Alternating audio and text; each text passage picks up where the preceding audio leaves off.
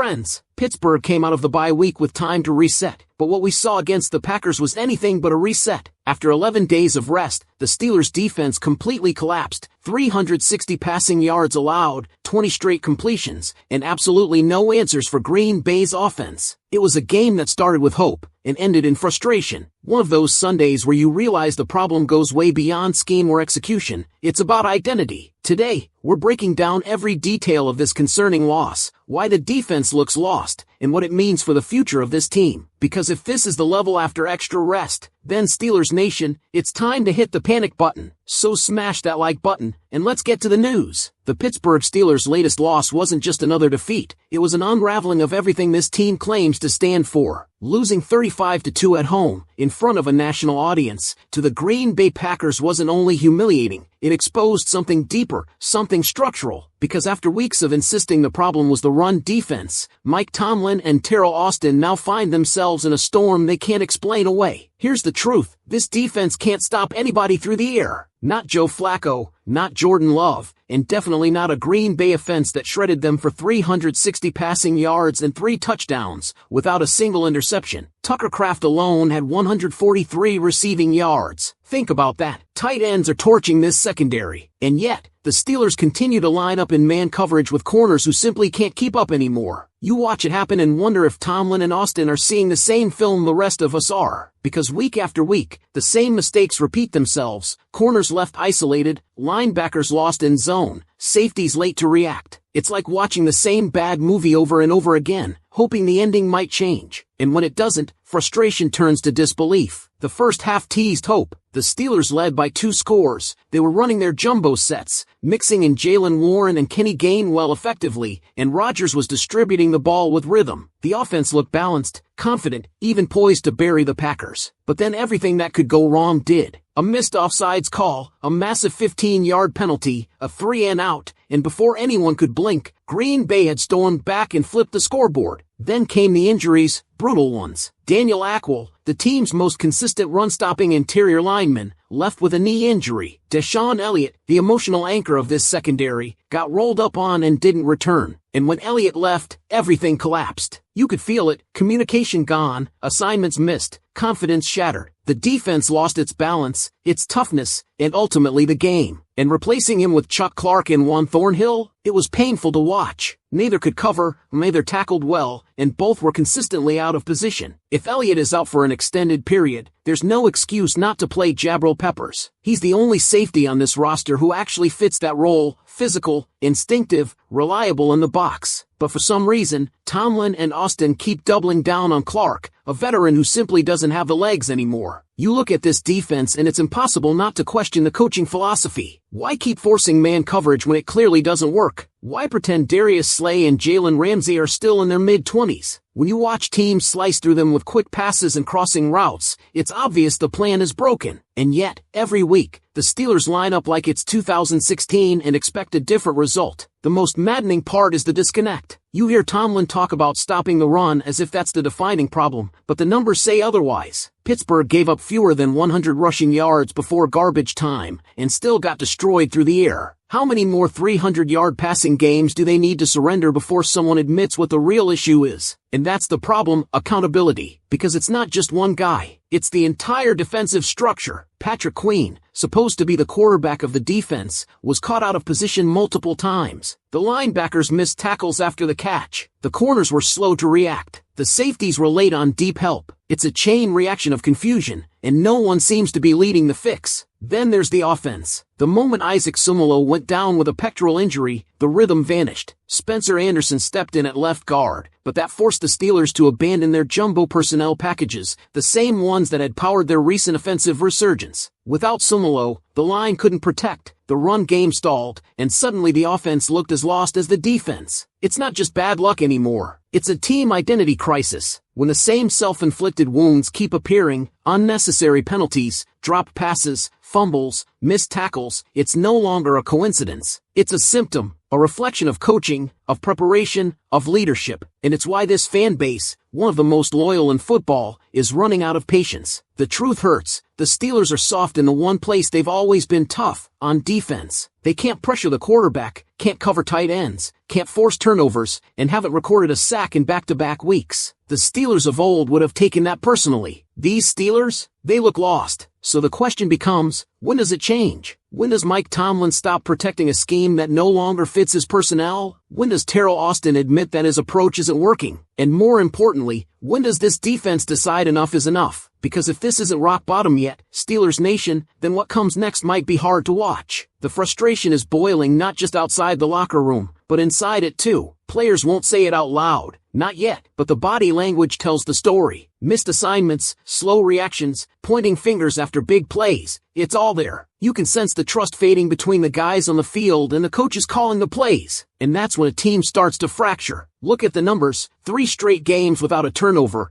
back-to-back weeks without a single sack. This isn't the identity Pittsburgh built its name on. The Blitzburgh mentality is gone, and the fear factor has vanished. Opposing quarterbacks aren't worried about pressure. They're standing tall, getting the ball out in under 2 seconds, picking on mismatches all over the field. It's systematic dissection. And what's worse, the Steelers are letting it happen. Jordan Love looked like a seasoned veteran out there. He was calm, confident, and completely unbothered by anything Pittsburgh threw at him. And that's the part that stings. This defense, built to intimidate, now looks predictable. It's too slow to adjust, too stubborn to evolve. When you can't disguise coverages, when you can't generate pressure, and when your corners can't run with speed, it's not just bad luck, it's bad planning. Then there's the offensive side of the ball, which started the game showing real promise. They had balance, tempo, creativity, and then lost it all after halftime. Injuries played a role, yes, but so did execution. Kenny Gainwell's late fumble crushed momentum. Penalties wiped out first downs. Dropped passes killed drives. The same self-inflicted wounds this team has refused to clean up all season reappeared at the worst possible moments. And let's talk about the elephant in the room, coaching stubbornness. Mike Tomlin is a respected leader, one of the longest tenured coaches in the league, but leadership isn't about loyalty to your philosophy, it's about knowing when to evolve. The game changes, the personnel changes, the league changes, but Pittsburgh hasn't. They're calling defense like it's still 2010, and it's showing. The league's best offenses thrive on space, speed, and misdirection. And yet, the Steelers still want to win through sheer willpower and toughness, a noble idea, but not a sustainable one in today's NFL. You know what makes it worse? Watching Chuck Clark get starting reps again. The same player who, when benched against Cleveland, saw the defense play its best game of the year. Then he's back in, and everything collapses. There's no logic behind it. Peppers and Thornhill bring more speed, more range, more impact, yet Clark keeps getting the nod. It's coaching malpractice at this point, and fans see it. They've been watching long enough to know when something doesn't add up. And what about the upcoming schedule? The Colts, the top seed in the AFC, are coming to Acrisure next week. Then it's the Chargers on the road. These are teams that will attack every weakness Pittsburgh has. And right now, there are plenty. Without Sumolo and Elliott, this team loses its physical edge on both sides of the ball. Without adjustments in the secondary, they'll get torched again. And if the offense can't protect long enough for Rodgers to work the field, the scoreboard will look just as ugly as it did tonight. Still, there's one glimmer of hope. Roman Wilson. The rookie has quietly become one of the few bright spots on this roster. He led the team in receiving yards again, found the end zone, and continues to play with fire every single snap. Jaylen Warren too, one of the few players who runs like every carry could be his last. These are the kind of guys Pittsburgh needs to build around. Hungry, angry, relentless. But it won't matter if the leadership above them doesn't wake up. The message has to change. You can't keep telling the locker room the problem is stopping the run when every week you're giving up 300 yards through the air. You can't preach accountability while repeating the same mistakes. At some point, words mean nothing if the tape tells a different story. Steelers Nation, this team isn't broken beyond repair, but it's close. There's still time, still games left, still enough talent to turn this season around. But that turnaround won't come from wishful thinking or the same old game plan. It's going to take a complete philosophical shift, starting at the top. So I'll leave it here. If Mike Tomlin and Teryl Austin don't make real adjustments, if they keep doubling down on what clearly doesn't work, should the Steelers consider moving on after the season? Or do you still believe this coaching staff can right the ship before it's too late? Drop your thoughts in the comments. Let me know what you think. And if you're as frustrated as I am, hit that like button, subscribe for more Steelers coverage, and check out the other videos on screen.